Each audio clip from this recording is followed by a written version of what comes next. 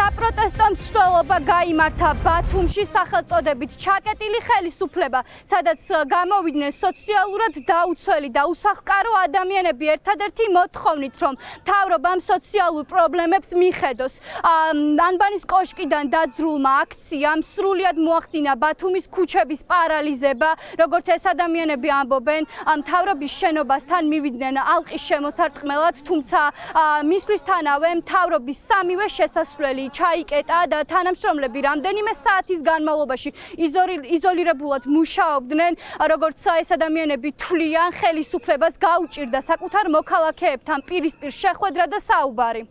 25 წელია ვცხოვრობ ქალაქ ბათუმში, ქირით, ვარ აფხაზეთიდან გადმოსული, სანამ ომი დაიწყებოდა 1 წლით ადრე მომიწია გადმოსვლა ზუგდიდში და დავრჩი იმის მერე აქით. ვარ შვილთან ერთად, ვარ სოციალ დაუშიშმო პირი, ახლო მხედველი, პირველი ჯგუფის. ვიყავი საფრანგეთში, 5 წელი ვიმუშავე საფრანგეთში. გადავიღალე რო ვერ შევძელი წამოვედი, დარჩა ჩემი ბიჭი, ისიც ჩამოვიდა, ეხლა 1 თვეა, შეუძლიათ გადაამოწმონ. თხოვ ძალიან, რომ ჩემისთანა გაჭირვებულებს, შიშიმუპირებს 5 სართულიანი სახლები და 4 სართულიანები რო აქვთ, მათ ნაცნობობით ნუ მისცემენ, უცნობობით მისცემ და ღმერთი გადმოხედავს სიმართლეს. სამსახურში ვერ მოვეწყე, იმიტომ რომ 45 წლის ვარ და მეუბნებია რომ მოხუცებული ხარო. პენსიაზე განცხადება დავწერე, მეუბნებია რომ ახალგაზრდა ხარო, პენსია არ გეკუთვნისო. ვარ ნაქირავებში.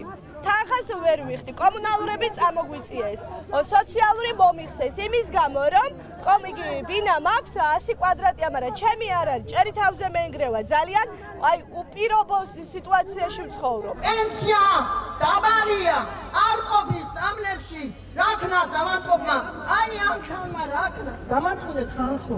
ამ ქალმა გამატანა ფული, მიყიდე აგი, იგი ეს მიყიდე, უყიდე. არ იყო მისი თანხა, დამამატე ჩემი.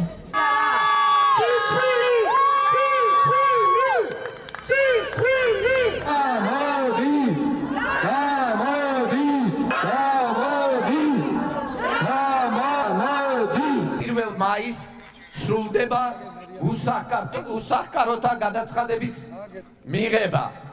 ამიტომ ჩვენ გვაინტერესებს, რამდენმა ოჯახმა გაიარა რეგისტრაცია, თუ ამას არ გვეტყვიან, ის მაინც გვითხრან, როგორ, რა კრიტერიუმებით იქნება შერჩეული ის ოჯახები და ის ადამიანები, რომლებიც მიიღებენ ბინას. მინდა უთხრა ასევე ბატონ მერს, რომ დღევანდელი დღით ჩვენ არ ვამთავრებთ, რაც არ უნდა ჩაკეტოთ და ჩარაზოთ კარები, ჭიშკარი, ჩვენ მაინც მოვალთ, მაინც მოგადგებით, მაინც მოგთხოვთ პასუხს. როგორც მოქალაქეები ამბობენ, ეს იყო მთავრობის მიმართ გაფრთხილება, რომ თუ 15 მაისამდე სოციალურ პრობლემებს მთავრობა არ მიხედავს, ისინი პროტესტის უმკაცრეს ზომებს მიმართავენ. ეს იყო კრისტი მარია ოსიაშვილი, პროტესტი